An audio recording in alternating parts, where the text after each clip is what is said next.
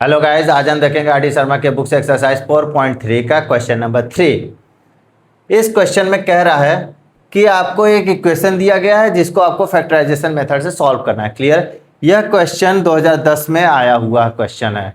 Clear है? तो अभी इस क्वेश्चन को हमें क्या करना है, फैक्टराइजेशन मेथड से सॉल्व करना है। तो क्वेश्चन हमारा क्या है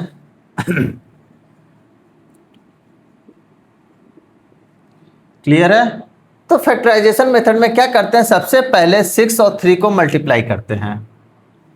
क्लियर है?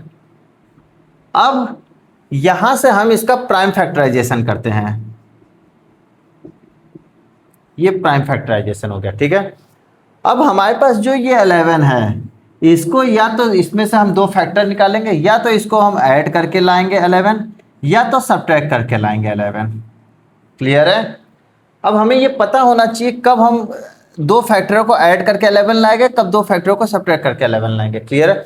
जब इसका साइन और यहाँ के साइन का मल्टीपल अगर प्लस आ रहा है तो ऐड करेंगे 11, और इनका साइन अगर माइनस आ रहा है तो हम सब्ट्रैक्ट करके 11 लाएंगे। क्लियर है? तो यहाँ पे क्या आ रहा है, प्लस आ रहा है। देखिए, प्लस इंटू प्लस क्या आया, प्लस आ रहा है। ठीक है, तो प्लस जब आ रहा है तो हम 11 को क्या करेंगे, प्लस लाएंगे। अब यहाँ से देखिए दो ठो लेते हैं। ठीक है, पहले हम उठाते कैसे फैक्टर करते हैं, देखिए 3 2 जा 6 और यहाँ से 3, क्या इन दोनों को ऐड करने पे 11 आ रहा है? देखिए नहीं आ रहा, तो इसका मतलब हम ये फैक्टर नहीं लेंगे। क्लियर हो रहा है? इसी तरह से अब फैक्टर निकालते हैं। अब अलग चीज लेते हैं, 3 3 जा 9 और 2 अलग लेते हैं, 2 और 9। क्लियर है? अब देखिए इन दोनों को जोड़ने पे क्या 11 आ रहा है, आ रहा है, तो हम ये ले सकते हैं। क्लियर है?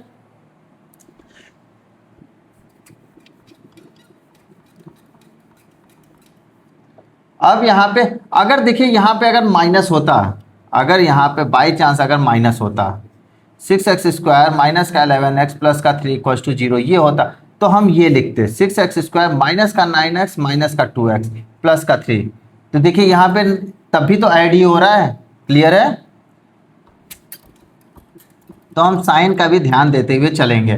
तो यहाँ प्लस का है तो हम दोनों ही प्लस में लेकर चलेंगे, अगर माइनस होता तो दोनों माइनस में ले लेते। तो 9x प्लस का 2x प्लस का 3 इक्वल्स टू 0। तो यहाँ से देखिए क्या कॉमन है, 3 कॉमन है, 3x, तो 3x कॉमन लेंगे तो यहाँ से 2x प्लस का 3 बचा, प्लस का, अब देखिए यहाँ क्या कॉमन है, कुछ कॉमन नहीं है तो हम 1 लिखते हैं। जब कोई कॉमन नहीं होता तो 1 ले लेते हैं हम।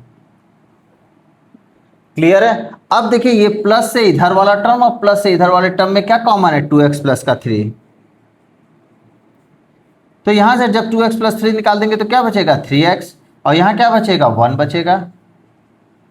क्लियर है? अब या तो पहले टर्म को 0 मान करके x की वैल्यू निकालेंगे, और दूसरे वाले टर्म को फिर इसकी वैल्यू बराबर 0 रख करके x की वैल्यू फाइंड आउट करेंगे। क्लियर है? अब इन दोनों को 0 के करते हैं, ये हमने प्रीवियस वीडियो में देखा था।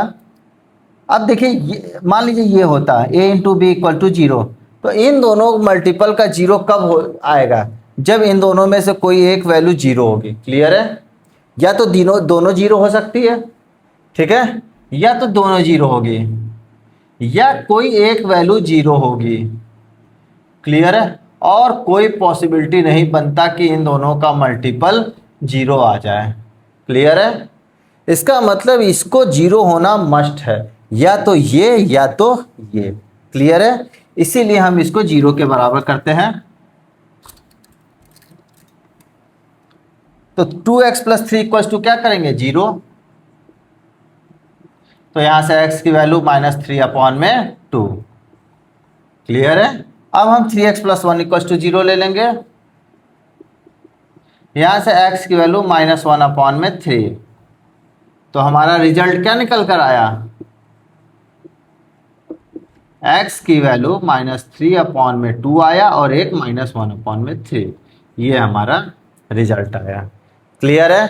अब देखिए फैक्टराइजेशन होता क्या है, ये जो हमने 11x को 9x और प्लस 2x में तोड़ा है, क्लियर है, इसी को हम फैक्टराइजेशन कहते हैं। 11x को हमने फैक्टर करके 9x और 2x में तोड़ दिया। क्लियर है? आई होप आप लोग को बहुत अच्छे से समझ में आया होगा। Thank you guys.